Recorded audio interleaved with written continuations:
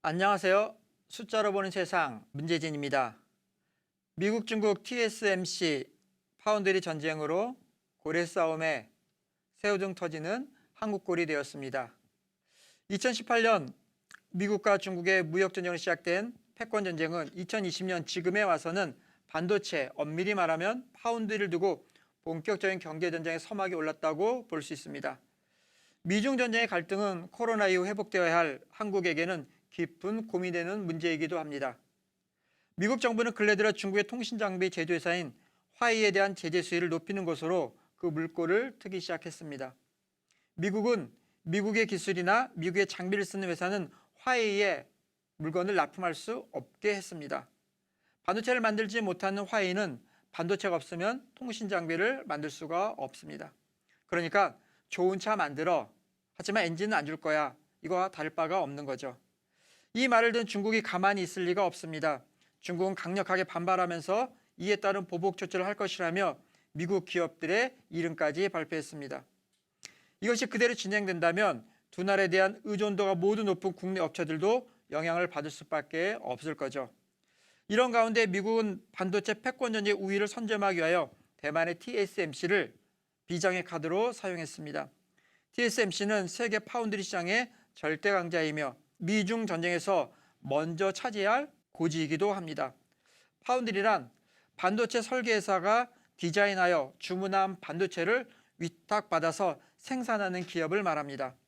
그러니까 소품종, 대량 생산을 하는 메모리 반도체 달리 다품종, 소량 생산이 특징이죠.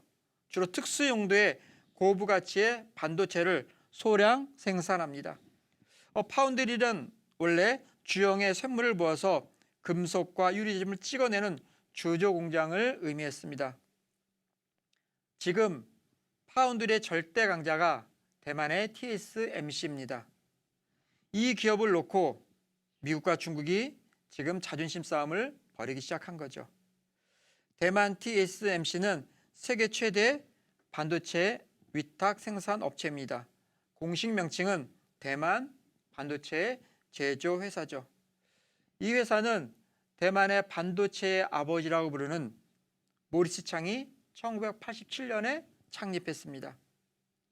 스마트폰의 심장이라고 하는 애플리케이션 프로세서를 위탁 제조하면서 비약적으로 성장했는데요. 지난해 TSMC가 만들어낸 반도체 종류만 해도 무려 10,000여 가지가 넘습니다. 최근 그들의 아성에 도전한 곳이 있는데요. 바로 파운드리 세계 생산 2위 업체인 삼성전자입니다. 지난주 삼성전자는 평택에 극자외선 기반의 파운드리 생산라인 구축에 돌입한다고 발표했습니다. 삼성전자는 내년 하반기부터 본격 가동을 목표로 약 10조 규모로 투자할 것이라고 업계에서는 예측하고 있습니다. 현재 파운드리 업체 1위는 앞서 말씀드린 것처럼 대만의 TSMC입니다. 시장조사업체 트랜스포스의 발표에 의하면 무려 시장 점유율이 54.1%라고 합니다. 2위인 삼성은 15.9%의 점유율로 매우 큰 격차를 보이면서 그 뒤를 쫓아가고 있습니다. 이 파운드리 업체 중에 7나노 미세 공정 기술은 삼성전자와 현재 TSMC만 보유하고 있는데요.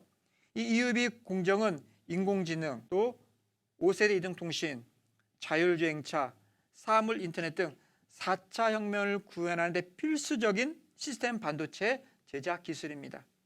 이 TSMC는 삼성전자에 앞서서 5나노 제품 양산을 시작했고요. 삼성전자도 올해 하반기부터 5나노 제품을 양산하기 시작한다고 했습니다. 그리고 삼성전자가 먼저 개발한 3나노는 2020년부터 양산할 계획이라고 하고 있어요. 최근에 이 TSMC는 우리는 2나노는 물론 1나노 공정까지 가능하다고 주장했는데요. 삼성전자도 이에 뒤질세라 반도체 비전 2030을 앞세워 파운드리 분야의 선두인 TSMC를 따라잡기 위해서 막대한 투자를 실행하고 있습니다.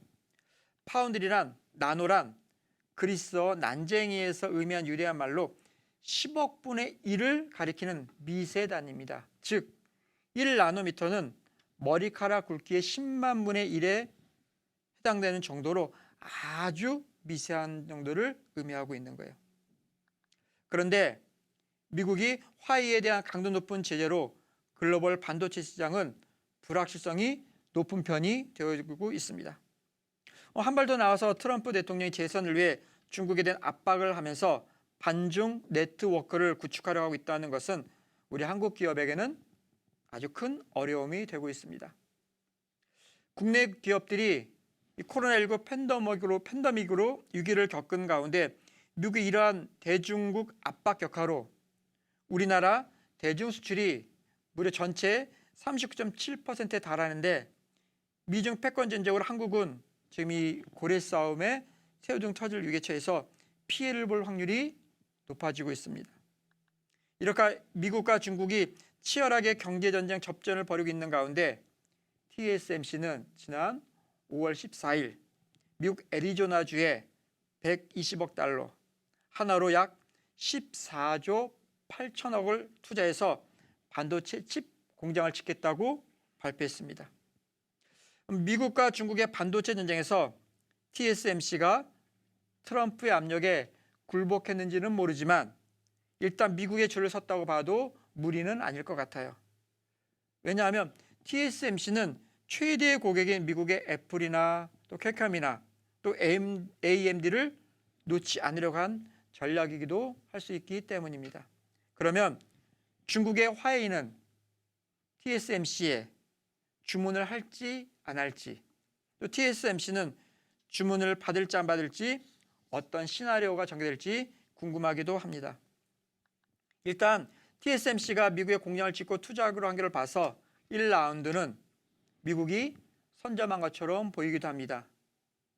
TSMC의 유일한 경쟁자인 삼성전자의 고민도 깊어질 것 같습니다. 코로나19 이후 미중 전쟁은 서로 한국의 선택을 강요할 것이 분명하기 때문이죠. 중국은 한국이 자신들과 함께 걸어주기를 바랄 것이고 또 미국은 중국 대신 미국을 선택하라고 강요할 겁니다.